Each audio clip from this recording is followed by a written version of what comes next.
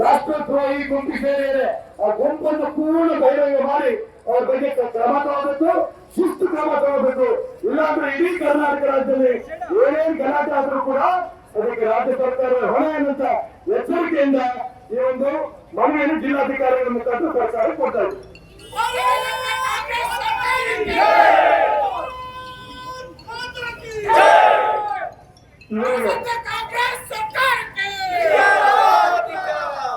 ಸಿದ್ದರಾಮಯ್ಯವರು ಮಾನ್ಯ ಮುಖ್ಯಮಂತ್ರಿಗಳು ವಿಷಯ ಬೆಂಗಳೂರಿನಲ್ಲಿ ಗೋಮಾತೆ ಕೆಚ್ಚಲು ಕತ್ತರಿಸಿ ವಿಕೃತಿ ಮೇಲದ ಆಗುಂತಕರಿಗೆ ಘೋರ ಶಿಕ್ಷೆ ಹಾಗೂ ಅವರ ಹಿಂದಿರುವ ದೇಶದ್ರೋಹಿ ಸಂಘಟನೆಗಳನ್ನ ಪ್ರತ್ಯೇಕಿಸುವ ಕುರಿತು ರಾಷ್ಟ್ರಭಕ್ತರ ಬಳಗದಿಂದ ನಾವು ಇವತ್ತು ಅವರ ಮೇಲೆ ಉಗ್ರವಾದ ಕ್ರಮವನ್ನ ತೆಗೆದುಕೊಳ್ಳಬೇಕು ಅಂತ ಹೇಳಿ ಈ ದಿನ ನಾವು ಜಿಲ್ಲಾಧಿಕಾರಿಗಳ ಮೂಲಕ ಸಿದ್ದರಾಮಯ್ಯನವರಿಗೆ ಈ ಮನವಿಯನ್ನ ಸಲ್ಲಿಸ್ತಾ ಇದ್ದೀವಿ.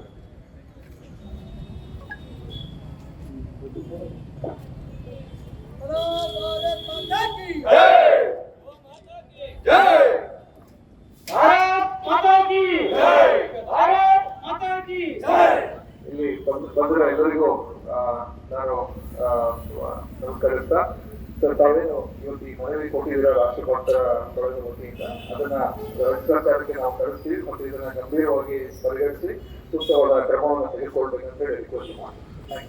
ಮಾನ್ಯ ಜಿಲ್ಲಾಧಿಕಾರಿಗಳಿಗೆ ರಾಷ್ಟ್ರಭಕ್ತ ಬಳಗದ ಪರವಾಗಿ ಅಭಿನಂದನೆ ಹೇಳಕ್ಕೆ ಇಷ್ಟಪಡ್ತೇನೆ. ಎಲ್ಲ ರಾಷ್ಟ್ರಭಕ್ತ ಹಾಗೂ ಗೋಭಕ್ತ ಗೋಮಾತೆಯರ ಸಂದರ್ಭಗಳಾದ ನಾವೆಲ್ಲರೇ ಏನ್ ಮಾಡ್ತಾ ಇದೀವಿ ಇವತ್ತು ಅಂತ ಹೇಳಿದ್ರೆ, ಏನ್ ಬೆಂಗಳೂರಿನಲ್ಲಿ ನಡೆದಿದೆ ಚಾಮರಾಜಪೇಟೆಯಲ್ಲಿ ಗೋಮಾತೆಯ ಹೆಚ್ಚಲಿಗೆ ಒಂದು ವಿಕೃತಿ ನಡೆದಿದೆ.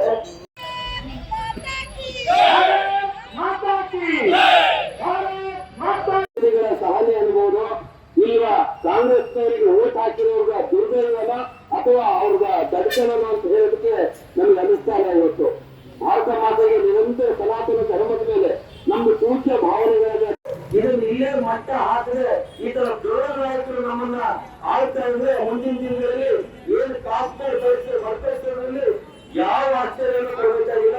ಹಾಗಾಗಿ ಈ ನಿಟ್ಟಿನಲ್ಲಿ ನಾವು ಎಚ್ಚೆತ್ತುಕೊಳ್ಳಬೇಕು.